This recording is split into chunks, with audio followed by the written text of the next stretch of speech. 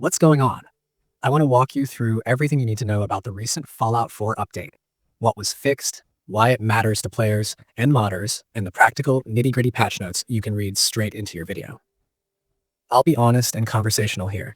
This wasn't a tiny tweak. It's part of a broader set of changes Bethesda pushed out around the Anniversary Edition work that touched the creation system, DLC handling, and a handful of stability and UX problems that had people upset. The patch I'm talking about, labeled 1.40, specifically aims to unstick several of the worst behaviors players were seeing after the Anniversary build rolled out, and to make creations and DLC behave more predictably. First off, let me set the scene so the rest of the notes make sense. When Bethesda shipped the Anniversary Edition and its in-game creations menu, it introduced a lot of new content and a new workflow for installing and enabling content directly in the game. That sounds great on paper, but rolling a new system into a decade-old game always carries risk. The community quickly reported problems. Creations that relied on DLC wouldn't enable. Some PlayStation users found DLC unexpectedly uninstalled after the update, and there were stability problems on older console hardware. Bethesda recognized this and promised a sequence of fixes. An initial hotfix followed by additional patches to stabilize things and expand creation storage on some consoles. The update I'm narrating here is part of that response. Targeted fixes to the creations workflow, console DLC behavior, and various stability improvements tied to the Anniversary integration. Okay, now the meat. What was actually changed and why it matters. One of the most prominent fixes addressed a bug that prevented enabling creations that rely on DLC. In practice, that meant a creation could appear in your creations list, but the game would block you from enabling it because it thought the necessary DLC wasn't present or because of a validation error. For players who paid for or downloaded Creation Club items that required DLC content, this was maddening. You couldn't use what you'd bought or installed. The patch fixes the underlying enablement flow, so the game handles DLC-dependent creations properly, reducing errors when you try to enable them. If you rely on creations at all, that single fix is worth a lot. The second major area the patch tackled was console DLC behavior, and PlayStation in particular. Some players reported that after installing the Anniversary build, certain DLCs would appear to have been uninstalled or would fail to register as installed, which then blocked creations or caused missing assets. That's scary because DLCs show up as owned before the patch, but might be flagged as missing afterward, breaking loadouts, player houses, companions, or any content dependent on those packages. The patch includes a fix to address the PlayStation uninstall issue, so DLCs remain recognized after an update, which should stop creations from failing due to phantom missing DLC. If anyone experienced DLC disappearing or creations failing to enable post-update, that's one of the first things this patch tries to remedy. Beyond those two headline fixes, there are broader platform stability improvements. Players on older consoles reported long load times, freezes, and menu instability after the Anniversary changes. The creations menu itself was sometimes slow to populate or would hang the UI. The update includes work to speed up the creations menu and general menu responsiveness, and it aims to reduce instability, particularly on Xbox One and PlayStation 4 hardware where memory and I/O constraints are tighter.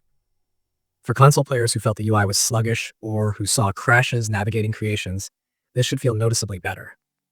The developers also signaled that this hotfix would be followed by additional patches to keep tightening stability. So this is part of an iterative approach rather than a single sweeping overhaul. There's also an important community and modding context to keep in mind. The Anniversary Edition's new creations menu, refreshed main menu, and verified creator support are excellent ideas for expanding the game's ecosystem. But they also changed some of the game's entry points enough that certain mods, especially main menu or UI-altering mods, could break after the update. Mod authors and sites like Nexus flagged this in advance and advised caution. Temporarily disabling certain mods around the Anniversary rollout may have been necessary, and many modders are publishing compatibility updates. The patch doesn't magically fix all mod compatibility issues, but it does mitigate the official game-side blockers that were preventing creations and DLC from functioning correctly. If you cover modded Fallout 4 content on your channel, note that some mod-specific fixes will still be required from authors even after the official patch. Now I'll read you a scripted, conversational breakdown of the patch notes themselves, a version you can use in your video as narration. I'll keep it flowing like I'm describing the changes to a friend, so you can paste this into your editor and record it without extra edits. I'll mention the patch label once so viewers know exactly what build I'm referencing. And then I'll focus on the user-facing changes, technical effects, and tips embedded in the notes. Hey, what's going on? So there's a new Fallout update that's trying to clean up a few of the rougher edges left by the Anniversary release. The biggest thing fixed is the way creations that require DLC were being handled. Before this update, you could see a creation in the menu and it would look ready to go, but when you tried to enable it, the game would either block the action or spit out an error because it didn't properly detect the DLC dependency. That's a straightforward problem, but it had real consequences. Paid Creation Club items or DLC-dependent content simply wouldn't enable, which is the exact opposite of what you expect after paying for or downloading something. This update makes the system correctly recognize and enable creation items that rely on DLC, so those assets should load without the previous errors. That change alone will fix a lot of "I paid for this and it doesn't work" complaints. Something else that caused a lot of confusion, PlayStationers were reporting that DLC would sometimes appear uninstalled after updating the game. Imagine installing a patch and then finding your add-ons flagged as missing. Suddenly, your workshops, settlements, or companion interactions are broken because required content is gone. That's frightening as a consumer. The patch includes fixes to prevent DLC from becoming uninstalled, or at least to make sure the game recognizes them correctly after updates, which should stop that cascade of problems that starts with a misdetected DLC. If you saw DLC vanish from your library or creations failing because the game thought DLC was missing, this addresses that behavior. On the performance and stability front, a lot of work went into the creations menu and general UI responsiveness. The creations menu was slow to load in some cases and could make the main menu feel clunky, especially on older consoles. The update adds optimizations to speed up load times and reduce instances where the menu would hang or become unresponsive.